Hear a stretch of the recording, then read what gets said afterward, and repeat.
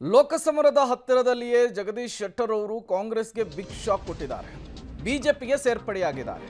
ಕಾಂಗ್ರೆಸ್ಗೆ Jagadish Shettar good bye ಹೇಳಿದಂತಹ ಹಿನ್ನೆಲೆಯಲ್ಲಿ ಹುಬ್ಬಳ್ಳಿಯ ಕಾಂಗ್ರೆಸ್ ನಾಯಕರಿಗೆ ಕೆಪಿಸಿಸಿ ಅಧ್ಯಕ್ಷ ಡಿಕೆ ಶಿವಕುಮಾರ್ ಬುಲಾವ್ ಕೊಟ್ಟಿದ್ದಾರೆ.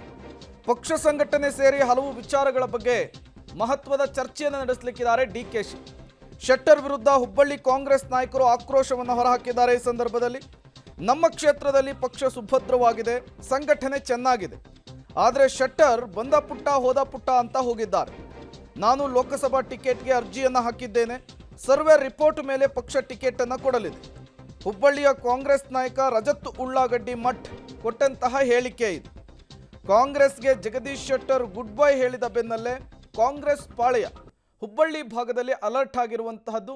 ಡಿಕೆ ಶಿವಕುಮಾರ್ ನೇತೃತ್ವದಲ್ಲಿ ಸಭೆ ನಡೆದಿರುವಂತಹದ್ದು. ಈ ಬೆನ್ನಲ್ಲೇ ಈ ಬಾರಿ ಶತಾಯ ಗತಾಯ ಉತ್ತರ ಕರ್ನಾಟಕದ ಭಾಗದಲ್ಲಿ ಕಾಂಗ್ರೆಸ್ ಕಮಾಲ್ ಮಾಡಬೇಕು ಅನ್ನುವಂತಹ ನಿಟ್ಟಿನಲ್ಲಿ ಪಕ್ಷ ಸಂಘಟನೆಯೂ ಕೂಡ ಜೋರಾಗಿರುವಂತಹದ್ದು. ಹುಬ್ಬಳ್ಳಿ ಕಾಂಗ್ರೆಸ್ನ ನಾಯಕ ರಜತ್ ಉಳ್ಳಾಗಡ್ಡಿ ಮಠ್ ಇದೇ ವಿಚಾರಕ್ಕೆ ಸಂಬಂಧಪಟ್ಟಂತೆ ಮಾತನಾಡಿದ್ದಾರೆ. ಸರ್ವೆ ರಿಪೋರ್ಟ್ ಮೇಲೆ ಪಕ್ಷ ಟಿಕೆಟನ್ನು ಕೊಡಲಿದೆ, ನನಗೆ ಟಿಕೆಟ್ ಕೊಟ್ಟರೆ ನಾನು ಕೂಡ ಸ್ಪರ್ಧೆಯನ್ನು ಮಾಡ್ತೇನೆ ಅಂಥೇಳಿ ಇಂಗಿತವನ್ನು ವ್ಯಕ್ತಪಡಿಸಿರುವಂಥದ್ದು. ಕಾಂಗ್ರೆಸ್ಗೆ ಜಗದೀಶ್ ಶೆಟ್ಟರ್ ಅವರು ಗುಡ್ ಬೈ ಹೇಳಿದ ಬೆನ್ನಲ್ಲೇ ಕೆಪಿಸಿಸಿ ಅಧ್ಯಕ್ಷ ಡಿಕೆ ಶಿವಕುಮಾರ್ ಅವರು ಅಲರ್ಟ್ ಆಗಿರುವಂತಹದ್ದು. ಕಾರಣ ಡಿಕೆ ಶಿವಕುಮಾರ್ ನೇತೃತ್ವದಲ್ಲಿಯೇ ಅವರು ಕಾಂಗ್ರೆಸ್ ಸೇರ್ಪಡೆಯಾಗಿದ್ರು.